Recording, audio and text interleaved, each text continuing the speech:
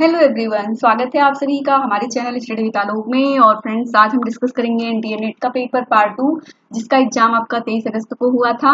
और इसके पहले वाला जो पार्ट था आपका 51 से लेके 100 तक के जो क्वेश्चन थे वो ऑलरेडी हमने चैनल पर अपलोड कर दिए थे। और इसका जो आज 101 से लेके 150 तक के जो प्रश्न हैं उनको यहाँ पे आज हम लोग सॉल्व करेंगे। तो आइए हमारे साथ और देखते हैं कि किस प्रकार के महत्वपूर्ण प्रश्न जो है वो परीक्षा में पूछे गए थे। ठीक है, देखिए यहाँ पे पहला क्वेश्चन है, निर्धनता का अस्तित्व है क्योंकि निर्धन लोग समाज के लिए उपयोगी कार्य करते हैं। तो इस कथन से कौन संबंधित है? तो बहुत ही इंपॉर्टेंट है यह क्वेश्चन। पीजीटी में भी आपका जो सिलेबस है उसमें सभी को पता है कि निर्धनता है। ठीक है, तो निर्धनता वाला जो पार्ट है वो आपके पीजीटी में भी है और एनडीए नेट में भी है। ठीक है, और यूपीएचएससी में भी है। ठीक है, तो और यहाँ से लगातार प्रश्न बनते हैं। ठीक है, तो एक जो है परिभाषा पूछी जाती है वहां पे निर्धनता से, बार बार मतलब रिपीट होती है। ठीक है, जिसमें गोडार्ड महोदय की परिभाषा है निर्धनता से जुड़ी हुई, बहुत बार रिपीट हुई है पीजीटी एग्जामिनेशन में, तो आप सभी लोग ध्यान रखिएगा। और उसके बाद में एक क्वेश्चन निर्धनता से ये भी बन जाता है कि निर्धनता मापन के कितने आधार हैं। ठीक है, तो ये भी इम्पोर्टेंट प्रश्न है। और ऐसे ही बहुत सारे प्रश्न हैं जो आपके निर्धनता वाले टॉपिक से हैं। लेकिन यहाँ पर फ्रेंड्स क्या पूछा गया है कि निर्धनता का अस्तित्व है क्योंकि निर्धन लोग समाज के लिए क्या करते हैं? उपयोगी कार्य करते हैं। तो इस कथन से कौन संबंधित है, यानी ये परिभाषा किसने दी है? तो ये नई परिभाषा है, आप लोग इसको लर्न करके रखिएगा। हो सकता है एग्जामिनेशन में यह प्रश्न रिपीट हो जाए। ठीक है, तो फ्रेंड्स, हर्बर्ट गैंस, बारबरा एरेनिक और बानफील्ड और लेविस, आजकल लेविस। ठीक है, तो आप सभी लोग का ध्यान जाएगा आजकल लेविस पे। ठीक है, इन्होंने भी निर्धनता की संस्कृत की बात की है, गरीबी की संस्कृत। ठीक है, तो इसलिए आपका वहां पे दिमाग जा सकता है। लेकिन फ्रेंड्स, ये जो परिभाषा है ये है किसकी? हर्बर्ट गैंस महोदय की। किसकी है? Herbert gas. तो ऑप्शन जो 1 है हमारा वो जो है सही हो जाएगा। ठीक है, चलिए अगले प्रश्न को देखेंगे। संस्कृत नियतवाद का प्रवक्ता कौन नहीं है? ठीक है, तो जो संस्कृति नियतवाद का प्रवक्ता कौन नहीं है? तो Tylor, Kroeber, MacIver, Leslie White. ठीक है, तो इसका प्रवक्ता कौन नहीं है फ्रेंड्स? तो ये हो जाएगा 3, यानी मैकाइवर। इसमें टाइलर है, क्रोबर है, व्हाइट है, लेकिन इसमें मैकाइवर नहीं है। ठीक है, तो ऑप्शन 3 में राइट आंसर होगा। अगला प्रश्न है कि वैश्वीकरण द्वारा कौन से जोखिमों का निर्माण होता है? ठीक है, तो वैश्वीकरण जो आपका ग्लोबलाइजेशन है उसके द्वारा कौन से जोखिमों का निर्माण होता है ये बताना है।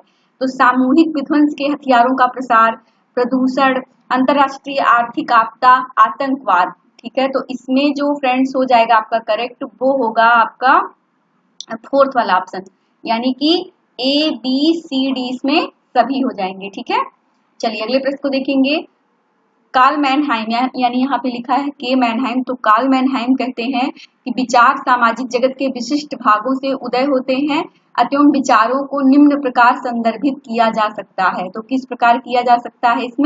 इसमें किया जाता है, आपका ऑप्शन 1 करेक्ट होगा, सहज रूप से सीमित, एक पक्षीय और विकृत। ठीक है, तो आप लोग ध्यान रखिएगा कि मैनहाइम के कहते हैं कि विचार जो है क्या है? सामाजिक जगत के विशिष्ट भागों से उदय होते हैं, अतः विचारों को निम्न प्रकार से संदर्भित किया जा सकता है। तो सहज रूप से सीमित, एक पक्षीय और विकृत। ठीक है, तो आप लोग ध्यान रखिएगा, इसमें 3 पॉइंट है, बहुत इंपॉर्टेंट ये प्रश्न है। तो ऑप्शन 1 हमारा राइट आंसर होगा। अगला प्रश्न है कि निम्नलिखित में से कौन सा देशज ज्ञान का विशिष्ट लक्षण नहीं है? तो कौन सा देशज ज्ञान का विशिष्ट लक्षण नहीं है ये बताना है। तो 105 का जो आपका राइट आंसर होगा वो होगा आपका ऑप्शन 3। ठीक है, तो ऑप्शन 3 हो जाएगा, यानी प्रकृति और संस्कृत के बीच जो है समुचित पृथक्करण। तो 105 का जो राइट आंसर है वो है आपका 3 नंबर।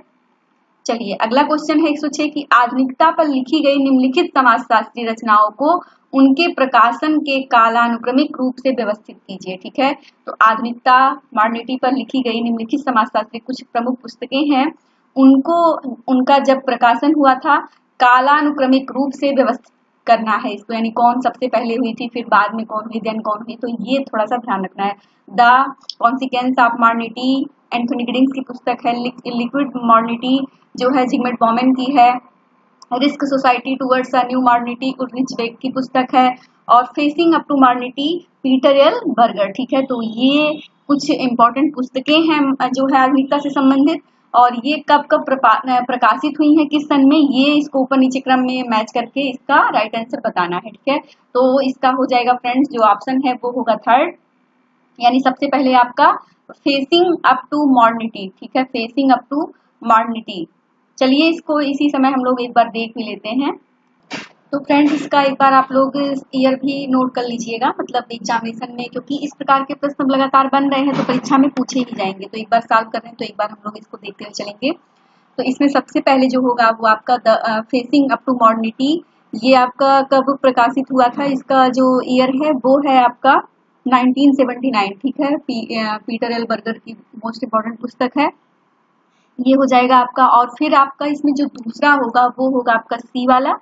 तो ये कब हुआ था friends, see risk society towards a new modernity, Ulrich Beck की बहुत ही महत्वपूर्ण पुस्तक है। ठीक है, जोखिम भरा समाज भी पूछा जाता है पीजीटी में, एक छोटा सा क्वेश्चन कि जोखिम भरा समाज, तो ये नेट में भी आया हुआ है। तो ये जो पुस्तक थी फ्रेंड्स, ये आई थी आपका 1986 में। ठीक है, तो इसको भी आप लोग नोट करके रखिएगा। फिर आपका आ जाएगा ए, द कॉन्सिक्वेंस ऑफ मॉडर्निटी, जो बहुत बार रिपीट हुई है। ठीक है, ऐसे मतलब जो है सेट में भी पूछी गई है, जो है सारणी में, और फिर उसके बाद में ये सिंगल पुस्तक भी पूछी जाती है ग्रीन्स की। ठीक है, तो ये आपका जो है 90 में हुआ था, यानी 1990 में। तो ये आप ए वाला हो जाएगा। और फिर सबसे लास्ट जो लिक्विड मॉडर्निटी है जिगमेंट बॉमेन की। ठीक है, इन्होंने मरणोत्तर जो है आधुनिकता की बात की है, जो भी ये भी बहुत बार परीक्षा में पूछा गया है। ठीक है, तो लिक्विड मॉडर्निटी, तो ये आपका हो जाएगा जो है 2014 में। ठीक है, तो इस प्रकार से फ्रेंड्स आपका डी सी ए बी हो जाएगा, तो आपका सी वाला जो थर्ड ऑप्शन है वही करेक्ट होगा। चलिए आगे बढ़ते हैं, और देखिए निम्नलिखित अधिनियमों को उनके अधिनियमन के वर्ष के क्रम में व्यवस्थित कीजिए। बाल विवाह विरोध अधिनियम, स्त्री शिशु हत्या निषेध अधिनियम, हिंदू विद्या प्राप्ति अधिनियम, सहमत की आयु अधिनियम, बंगाल सती विनियमन अधिनियम। ठीक है, तो इसका जो करेक्ट आंसर होगा वो होगा फ्रेंड्स आपका थर्ड, मैच कर लीजिएगा आप लोग इसको। देखिए सबसे पहले ई होगा बंगाल सती विनियमन अधिनियम, फिर आपका हो जाएगा डी वाला सहमति की आयु अधिनियम, और फिर हो जाएगा आपका बी वाला स्त्री शिशु हत्या निषेध अधिनियम, और आपका फिर ए होगा बाल विवाह विरोध अधिनियम, और लास्ट में होगा आपका सी वाला हिंदू विद्या प्राप्ति अधिनियम। तो आप सब लोग इसका जो है मैचिंग का आप लोग इसका ईयर जो है नोट कर लीजिएगा। ठीक है, ये इम्पोर्टेंट है ताकि आने वाले एग्जामिनेशन में इसको आप लोग सॉल्व करिए। तो एक बार इसका भी मैं प्रयास करती हूँ, ठीक है, कि हो ही जाए, ताकि एक बार कम से कम रिवाइज हो जाए, और उसके बाद में आप लोग इसको प्रॉपर नोट भी कर लीजिएगा। तो फ्रेंड्स इसमें जो आपका होगा ई, यानी कि बंगाल सती विनियमन जो अधिनियम है ये कब हुआ था, तो ये आपका है, यहाँ पे मैं नोट भी कर दे रही हूँ, थोड़ा सा आप लोगों को रिवाइज करने में आसानी रहेगी। ये आपका है 1829। ठीक है, 1829 में है बंगाल सती विनियमन अधिनियम। और उसके बाद में जो आपका ये सहमत की आयु अधिनियम है ये कब है, तो ये है आपका 1891। ठीक है, तो 1891 दे रहा है। और फिर आपका जो है इसमें बी दिया है, तो बी जो हिंदू मतलब स्त्री शिशु हत्या निषेध अधिनियम है ये कब है, तो ये आपका है 1870 में, बी वाला। ठीक है, 1870 में है। और फिर जो ए है आपका, यानी कि जो है बाल विवाह विरोध अधिनियम, तो बाल विवाह विरोध अधिनियम ये कब है, ये आपका है 2006 में। कब है, 2006 में है, तो इसको भी आप लोग ध्यान रखिएगा। और जो आपका सी वाला है, यानी हिंदू विद्या प्राप्ति अधिनियम, तो ये कब आपका है, हिंदू विद्या प्राप्ति अधिनियम लास्ट वाला, तो ये आपका है 2002 में। ठीक है, कब है, 2002 में ये है आपका। तो हिंदू विद्या प्राप्ति अधिनियम 2002 हो गया। तो इस प्रकार से आप लोग ये सभी जो डेट हैं इनको ध्यान रखिएगा। ठीक है, संविधान के 86वें संविधान संशोधन में इसको जोड़ा गया था, जो हिंदू विद्या प्राप्ति अधिनियम है। ठीक है, इसमें 6 से 14 वर्ष के बालकों के लिए जो है निःशुल्क और अनिवार्य शिक्षा की मांग की गई थी। ठीक है, तो आप सभी लोग इसको ध्यान रखिएगा, ये बहुत इंपॉर्टेंट था, तो इसीलिए आपका ये रिवाइज हो गया। तो आगे भी ये मान लीजिए कि कोई सिंगल ही पीजीटी में वगैरह में पूछ लेता है, तो आप लोग इसको रिवाइज कर लीजिएगा। चलिए अगले प्रश्न को देखेंगे। यहाँ पे है नील जे स्मेल्सर के अनुसार सामाजिक रूपांतरणों के साथ आर्थिक विकास भी होता है, जिसको जनसंख्या के प्रति व्यक्ति निर्गत में वृद्धि के रूप में परिभाषित किया जाता है। आर्थिक विकास के लिए निम्नलिखित में से कौन सी प्रक्रियाएं आवश्यक है? तो कृषि का व्यवसायीकरण, प्रौद्योगिकी का आधुनिकीकरण, औद्योगिकरण की प्रक्रिया, शहरीकरण। तो फ्रेंड्स जो 108 का होगा वो हो जाएगा आपका 3 ऑप्शन, ठीक है, 3 नंबर हो जाएगा, यानी ए बी सी डी इसमें सभी हो जाएगा। कृषि का व्यवसायीकरण, प्रौद्योगिकी का आधुनिकीकरण, औद्योगिकरण की प्रक्रिया और शहरीकरण। तो नील जे स्मेल्सर ए बी सी डी इसमें सभी हो जाएंगे। चलिए आगे को क्वेश्चन देखेंगे। इसमें पुस्तकें हैं और उनके लेखक हैं, ठीक है। तो new rules of sociological method, phenomenology of social world, studies in ethnomethodology, the idea of social science. तो ये सब पुस्तकें बहुत बार प्रीवियस ईयर में जो आपकी रिपीट हुई है नेट में, ठीक है, और कहीं ना कहीं ये पुस्तकें हर परीक्षा में पूछी जाती हैं, ठीक है। तो फ्रेंड्स इसका जो करेक्ट आंसर होगा वो होगा आपका 2, और इसको एक बार हम लोग मैच भी कर लेते हैं। ए का 2 यानी new rules of sociological method Anthony Giddings, और जबकि the rules of sociological method वो किसका हो जाएगा? वो है आपका इमादुद्दीन की पुस्तक है। फिनोमेनोलॉजी ऑफ सोशल वर्ड ये किसका हो जाएगा? तो Alfred शुट्ज, phenomenology of social word, तो बी का हो गया 3rd, और सी का हो जाएगा 4th, स्टडीज इन एथनोमेथोडोलॉजी ये किसकी है? हेरोल्ड गार्फिंगल की है। The idea of social science तो पीटर बिंच की पुस्तक है, ठीक है। तो ये हो जाएगा आपका 1, तो इसलिए आपका जो ऑप्शन सेकंड था वो करेक्ट हो जाएगा। चलिए आगे प्रश्न को देखेंगे। चर ज्यामिति में अपने संगठक सदस्यों के सामूहिक हित धारणों को अभिव्यक्त करने वाला राज्य कहलाता है। राष्ट्र राज्य, पूंजीवाद राज्य, राष्ट्रोपरि राज्य या स्टेट। तो इम्पोर्टेंट प्रश्न है, इसका जो होगा फ्रेंड्स वो होगा आपका 3rd यानी राष्ट्रोपरि राज्य। तो ऑप्शन 3rd हमारा राइट हो जाएगा। ट्राइब टू एम्पायर पुस्तक के लेखक कौन है? बहुत सारी पुस्तकें इस परीक्षा में पूछी गई हैं, इसलिए सॉल्व करना बहुत ही महत्वपूर्ण था पेपर को। आगे एग्जामिनेशन में ये पुस्तकें हमें मिल सकती हैं, ठीक है। तो ट्राइब टू एम्पायर पुस्तक के लेखक कौन है? तो ये हो जाएगा आपका 2, ए मोरेट और जे डेवी। तो मैंने एक चीज आपको पहले भी बताया था फ्रेंड्स कि जब पेपर वगैरह सॉल्व करिए और जब आपको लगे कि इमादुद्दीन ने ऐसी कोई पुस्तक नहीं लिखी है, वो तो हमारे सिलेबस में ही है, तो हमने उनको अच्छे से पढ़ा है, स्पेंसर ने ऐसी कोई पुस्तक नहीं लिखी है, टॉनीज ने ऐसी कोई पुस्तक नहीं लिखी है, तो जब एक ही सिंगल नया नाम है तो हम क्या करेंगे? उसी को लगाएंगे, ठीक है। तो ये भी एक ट्रिक है, ए मोरेट और जे डेवी। तो आई होप इसको सभी ने सही किया होगा। ऑप्शन सेकंड हमारा राइट हो जाएगा। अगला क्वेश्चन है, निम्नलिखित में से कौन सा पर्यावरण परिवर्तन पर अंतरराष्ट्रीय संधि क्योटो प्रोटोकॉल के संबंध में सत्य नहीं है, ठीक है। तो 112 का जो करेक्ट आंसर होगा वो होगा आपका ऑप्शन 1, ठीक है। तो ऑप्शन 1 हमारा जो है करेक्ट हो जाएगा कि इस पर 1995 में हस्ताक्षर हुए, ठीक है। तो ये वाला जो है नहीं है, बाकी इसमें सभी हो जाएंगे, ठीक है। चलिए अगला देखेंगे। प्रणाली है और स्थान है, रैयतवाड़ी, महलवाड़ी, जमींदारी और जागीरदारी, ठीक है। तो ये क्वेश्चन लगातार पूछे जाते हैं, एग्जामिनेशन में पहले भी पूछे गए हैं। तो ये व्यवस्थाएं कहाँ से हैं ये बताना है। तो 113 का जो करेक्ट आंसर होगा वो होगा आपका ऑप्शन सेकंड हो जाएगा, यानी कि ए का सेकंड। रैयतवाड़ी कहाँ से है? मद्रास। और आपका बी का जो रैयतवाड़ी आपका हो गया ए का सेकंड, और बी महलवाड़ी तो ये आपका हो जाएगा 4 आगरा और अवध क्षेत्र से है, और सी का 3rd जमींदारी तो ये आपका बंगाल और उत्तर प्रदेश से जुड़ा हुआ है, और जागीरदारी तो डी का 1 जागीरदारी ये आपका राजस्थान की शाही रियासतों से पाया जाता है, ठीक है। तो फ्रेंड्स आपका जो ऑप्शन सेकंड है वो राइट आंसर हो जाएगा। अगला है इसमें कि एक आवासीय स्थान से या तो उसी देश में अथवा दूसरे देश में दूर चले जाने को संदर्भित करने वाला शब्द क्या कहलाता है, ठीक है। तो क्या कहलाता है? वो कहलाता है उत्प्रवास, ठीक है। तो उत्प्रवास हो जाएगा, ये एग्जामिनेशन में कई बार पूछा गया है। ऑप्शन सेकंड हमारा करेक्ट आंसर होगा। अगला क्वेश्चन है कि सामाजिकरण की पार्सन्स की धारणा के संबंध में निम्न में से कौन कौन सही है, ठीक है। तो पार्सन्स ने जो समाजीकरण की अवधारणा दी थी, द सोशल सिस्टम नामक इन्होंने एक पुस्तक लिखी है, बहुत इंपॉर्टेंट है। तो समाजीकरण की प्रक्रिया में व्यवस्था के मानकों व मूल्यों का अभ्यंतीकरण होता है और वे कर्ताओं के अंतःकरण का भाग बन जाते हैं। दूसरा उन्होंने कहा कि समाजीकरण एक संरक्षण की प्रक्रिया है जिसमें आवश्यकता चित्रवृत्ति बच्चों को सामाजिक व्यवस्था से बांध कर रखती है। तीसरा क्या है कि पार्सन सामाजीकरण को एक जीवन पर्यंत अनुभव के रूप में देखते हैं, और चौथा है इसमें कि सामाजिकरण की प्रक्रिया में रचनाशीलता के लिए अत्यंत अथवा अल्प अथवा कोई भी गुंजाइश नहीं होती है। तो फ्रेंड्स 115 का जो आपका करेक्ट आंसर होगा वो होगा आपका ऑप्शन डी, यानी कि ए बी सी डी इसमें सभी हो जाएंगे। ठीक है, ए बी सी डी, तो इसमें सभी बातें इन्होंने की हैं।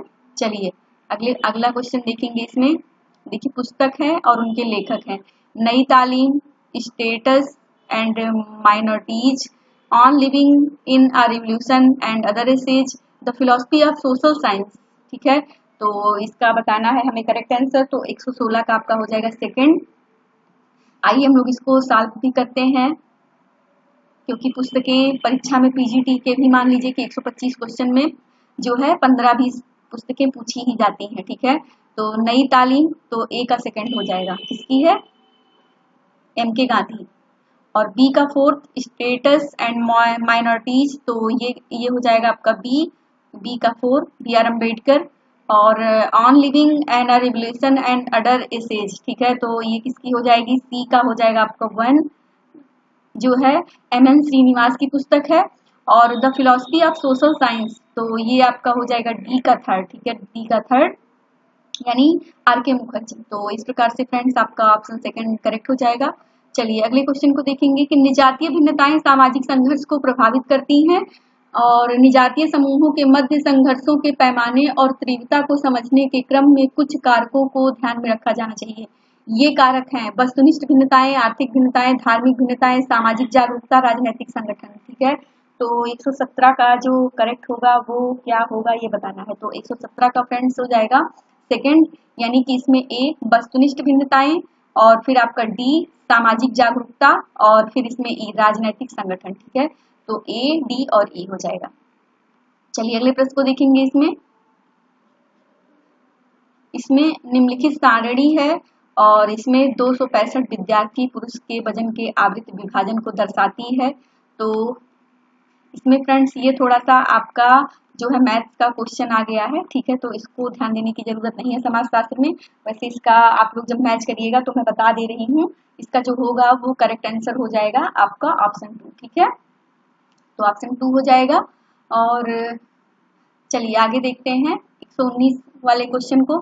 सामाजिक रचनावादी सिद्धांत काल लैंगिक भिन्नताओं के जैव वैज्ञानिक आधार को अस्वीकृत करते हैं इन सिद्धांतकारों के अनुसार। तो इसका जो राइट आंसर होगा वो होगा आपका ऑप्शन 1। ठीक है, तो ऑप्शन 1 हो जाएगा, यानी लैंगिक जो पहचाने समाज में अनुभूत लैंगिक भिन्नताओं से के संबंध में उभरती हैं और बदले में उन समाजों को आकार देने में क्या करती हैं, सहायता करती हैं। ठीक है, तो ऑप्शन 1 हमारा करेक्ट आंसर होगा। चलिए अगले प्रश्न को देखेंगे।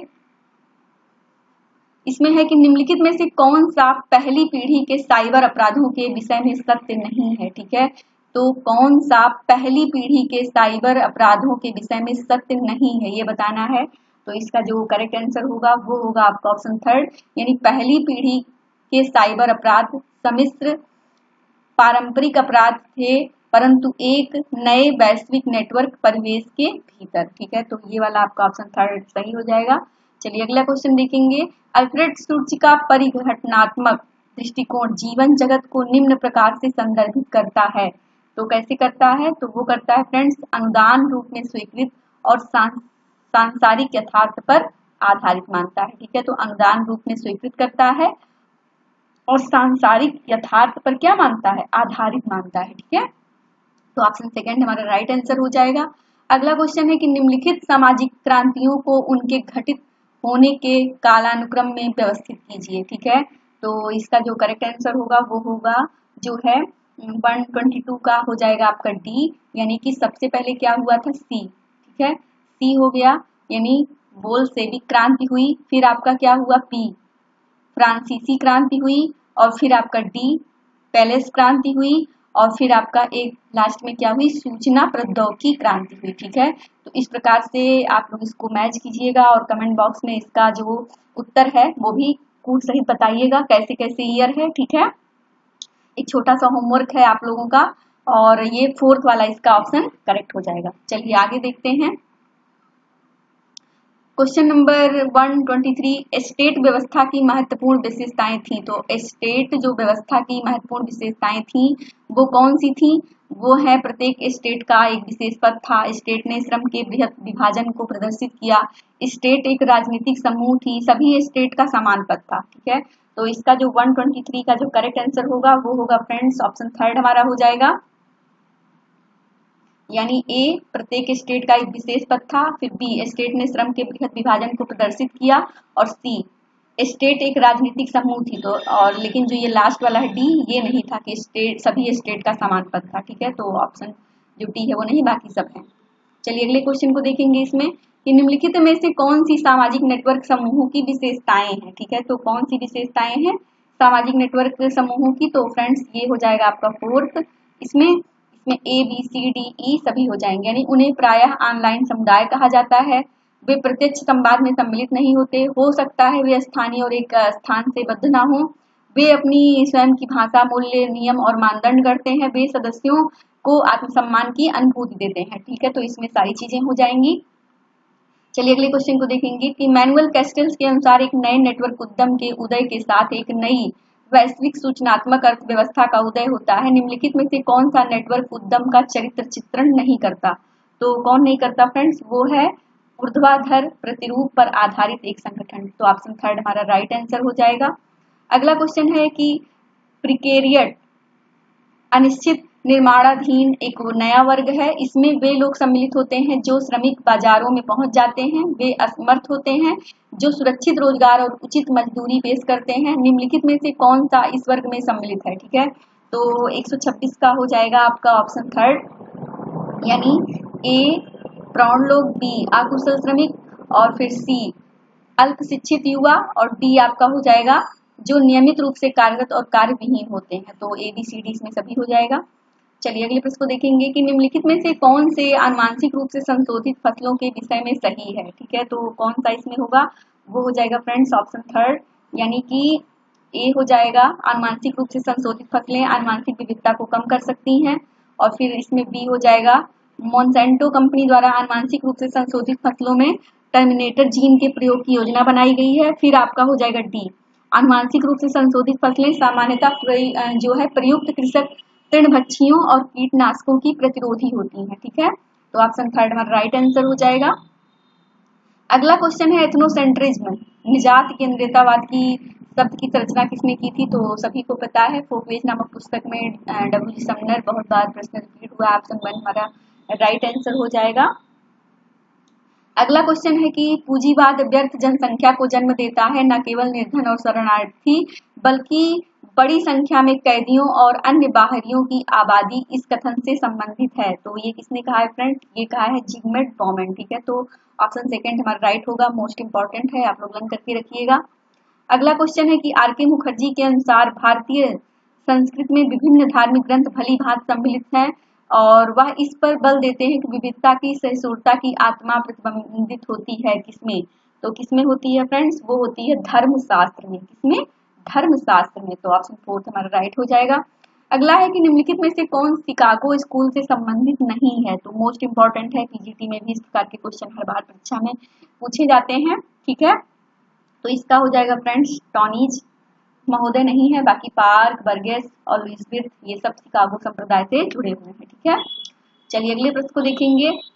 यहाँ पे दिया गया है सिवॉन फ्यूरर हैमेंडॉर्फ ने नागाओं की पारिवारिक संरचनाओं और सांस्कृतिक जीवन का गहनता से अध्ययन किया। अपने अध्ययन में उन्होंने नागाओं में किस समूह पर ध्यान केंद्रित किया? तो इम्पोर्टेंट प्रश्न है, ये हो जाएगा कोन्याक नागा। कौन सा? कोन्याक नागा। तो लर्न करके रखिएगा। अगला क्वेश्चन है कि संस्कृति और सभ्यता के मध्य विभेद पदार्थिक और अपदार्थिक संस्कृति के मध्य अंतर के अभिज्ञान से किया जा सकता है। तो इसमें क्या हो जाएगा? तो 133 का जो होगा करेक्ट आंसर वो होगा आपका ऑप्शन वन। तो इसमें फ्रेंड्स आपका ए वेबर हो जाएगा, अल्फ्रेड वेबर। ठीक है, मैक्स वेबर नहीं, ए वेबर है। ठीक है, तो ध्यान रखिएगा, संस्कृत और सभ्यता के मध्य विभेद पादार्थिक और अपदार्थिक संस्कृति के मध्य अंतर के अभिज्ञान से किया जा सकता है। इससे कौन संबंध है? तो अल्फ्रेड वेबर। तो ऑप्शन वन हमारा राइट हो जाएगा। अगला क्वेश्चन है इसमें सूची है, पुस्तकें हैं और उनके विचारक हैं, तो virtual communities, surveillance society, personal communities, third wave. तो ये भी जो पुस्तकें हैं ये भी जो है आई हुई हैं कहीं ना कहीं नेट में, ठीक है, क्योंकि मैंने जब प्रीवियस ईयर पेपर सॉल्व कराया था तो मुझे ध्यान है, ठीक है। देखिए इसमें वर्चुअल कम्युनिटीज, तो इसका जो करेक्ट आंसर होगा पहले हम लोग देखते हैं 134 का। तो इसका जो फ्रेंड्स राइट आंसर होगा वो होगा आपका ऑप्शन, तो इसमें आपका ऑप्शन 1 हो जाएगा करेक्ट। ऑप्शन 1 में हम लोग देखेंगे, एक बार मैच भी करते हैं। वर्चुअल कम्युनिटीज तो किसकी है, हार्वर्ड रेनगोल्ड की पुस्तक है, ठीक है। और बी का फोर्थ हो जाएगा सर्विलांस सोसाइटी, ये किसकी है, तो ये डेविड लियोन की पुस्तक है। पर्सनल कम्युनिटीज तो सी का सेकंड हो जाएगा, बैरी बेलमैन की है पर्सनल कम्युनिटीज। और थर्ड वेव तो एल्विन टॉपलर की पुस्तक है, बहुत इंपॉर्टेंट, कई बार पूछी गई है थर्ड वेव। तो इस प्रकार से आपका ऑप्शन 1 राइट हो जाएगा। अगला प्रश्न है इसमें, एक शोध परियोजना की निम्नलिखित शोध गतिविधियों को कालानुक्रम में व्यवस्थित कीजिए। तो सबसे पहले क्या होगा, प्रतिवेदन का लेखन, शोध समस्या का सूत्रीकरण, साक्षात्कार, सूची का क्रियान्वयन, प्रतिदर्श का चयन, आंकड़ों का सारणीकरण, ठीक है।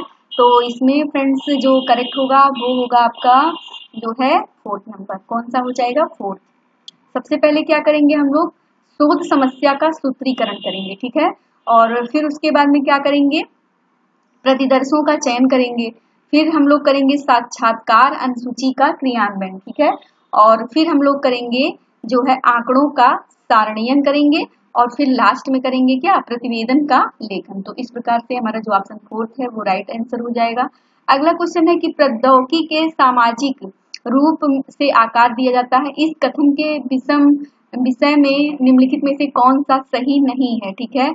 तो कौन सा सही नहीं है तो ये बताना है। तो फ्रेंड्स जो इसका करेक्ट आंसर होगा वो होगा आपका हमारा ऑप्शन थर्ड, यानी प्रौद्योगिकी परिवर्तन एक नियत रैखिक पथ का अनुसरण करते हैं जिसकी व्याख्या कुछ आंतरिक प्रौद्योगिकी तर्कों के संदर्भों द्वारा की जा सकती है। तो ये सही नहीं, बाकी सारे इसमें सही हैं।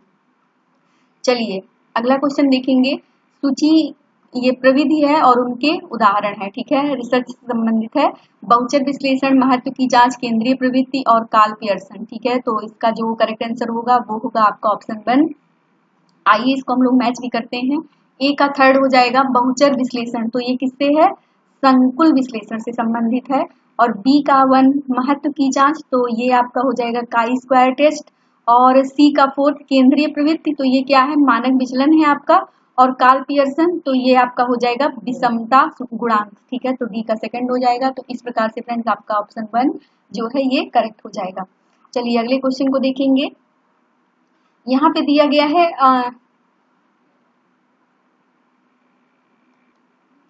अ फिलॉसफी ऑफ नेफा पुस्तक के लेखक कौन है। तो मोस्ट इंपॉर्टेंट ये पुस्तक है फ्रेंड्स, आप लोग इसको ध्यान रखिएगा। फिलॉसफी ऑफ नेफा ये बहुत ही महत्वपूर्ण पुस्तक है। किसकी है, वर्जीनियस खाखा, सुरजीत सिन्हा, एम.एन. श्रीनिवास, बैरियर एल्विन, ठीक है। तो किसकी है फ्रेंड्स, ये है आपका बैरियर एल्विन की है, किसकी है, बैरियर एल्विन। तो ऑप्शन 4 हमारा राइट आंसर हो जाएगा। अगला क्वेश्चन है, निम्नलिखित में से कौन से पर्यावरणीय मुद्दों के संबोधन के पारिस्थितिकी केंद्रित मत के विषय में सत्य नहीं है, ठीक है। तो निम्नलिखित में से कौन सा पर्यावरणीय मुद्दों के संबोधन के पारिस्थितिकी केंद्रित मत के विषय में सत्य नहीं है, ये बताना है। तो 139 का जो करेक्ट आंसर होगा वो होगा आपका ऑप्शन डी, यानी ए और सी और डी, ठीक है। तो ए यानी वे आर्थिक प्रगति को पर्यावरणीय उद्देश्यों के साथ विसंगत के रूप में देखते हैं, ये सत्य नहीं है। और सी उन्होंने इस पर विश्वास किया कि प्रगति की एक सीमा होनी चाहिए। और डी उन्होंने यह तर्क दिया कि भूग्रह न केवल मनुष्य के लिए परंतु सभी जीवित प्राणियों के लिए है, ठीक है। तो ए सी और डी ये वाला आपका सही जो है नहीं है। तो ऑप्शन डी हमारा जो फोर्थ है वो राइट आंसर हो जाएगा।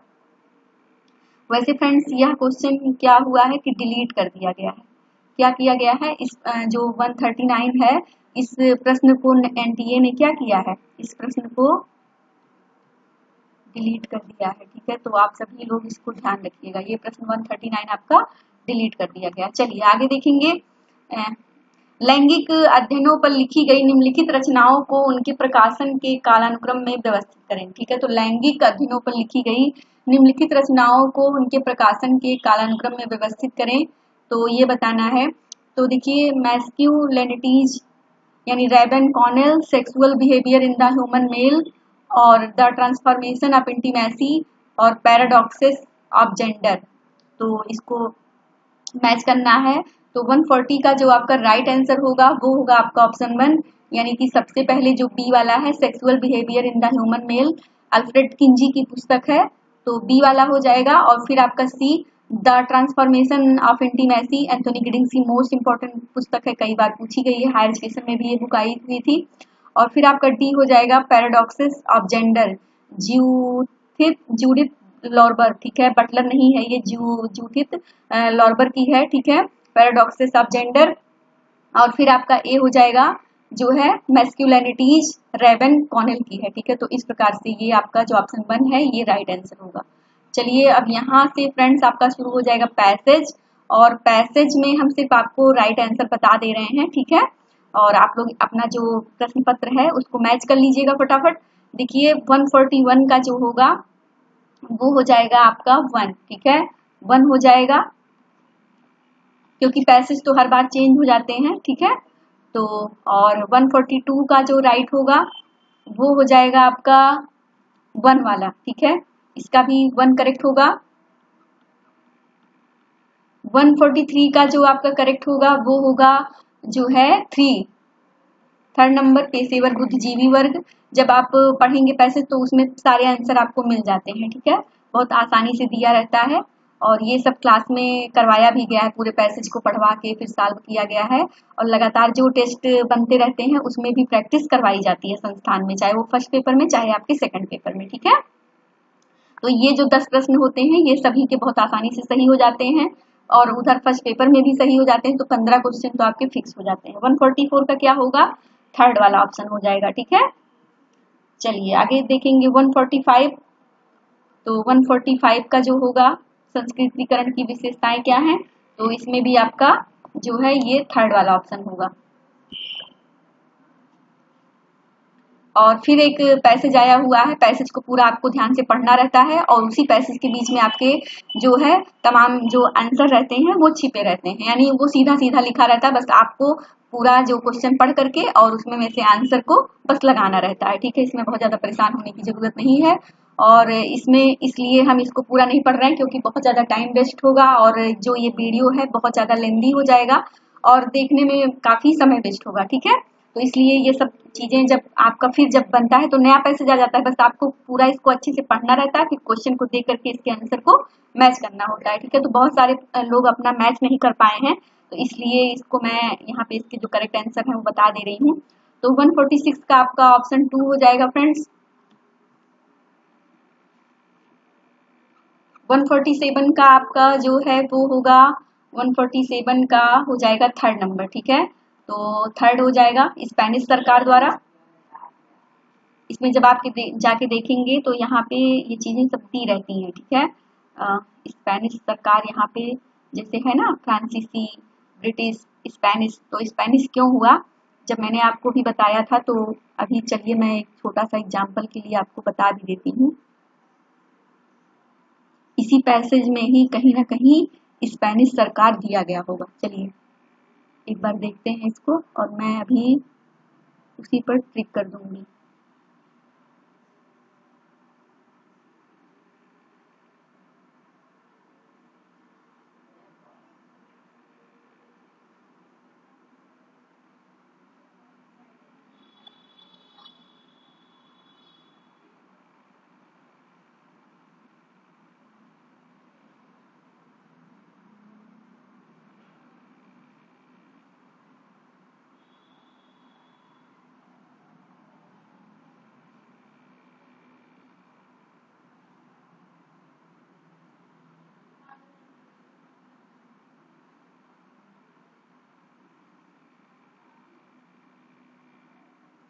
यही जो औपनिवेशिक सरकार है यही आपका स्पेनिश है, ठीक है। तो ध्यान रखिएगा आपका, तो ये वाला जो आपका हो जाएगा।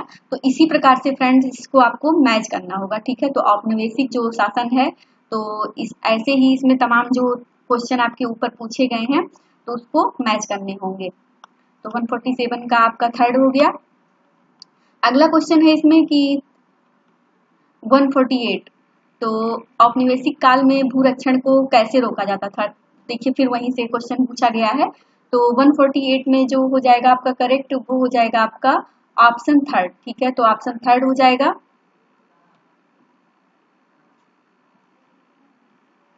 और 149 को देखेंगे यहाँ पे। 149 औपनिवेशिक काल में प्रसार कार्य को किसके साथ युग्मित किया गया था? तो इसका हो जाएगा आपका जो है ऑप्शन टू, औपीड़क शक्तियों के साथ। ठीक है, किसके द्वारा? औपीड़क शक्तियों के द्वारा किया गया था। ठीक है,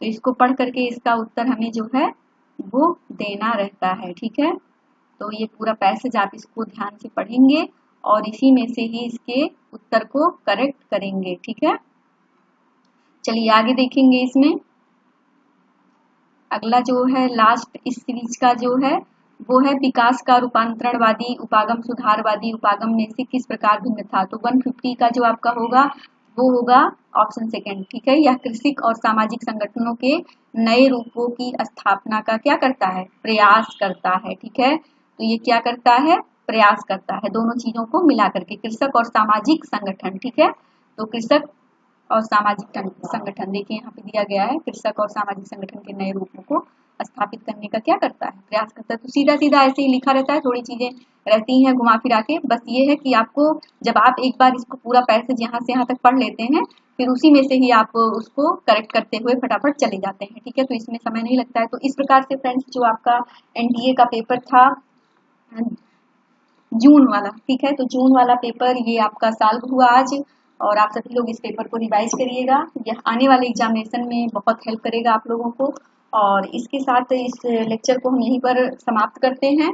और इसके साथ ही साथ फ्रेंड्स आप सभी लोगों को प्रकाश पर्व दीपावली की अनंत मंगल शुभकामनाएं हैं स्टडी विद आलोक संस्थान की तरफ से। आप सभी लोग की दिवाली शुभ हो, शानदार हो, हमारी तरफ से अग्रिम शुभकामनाएं। Happy Diwali all of you.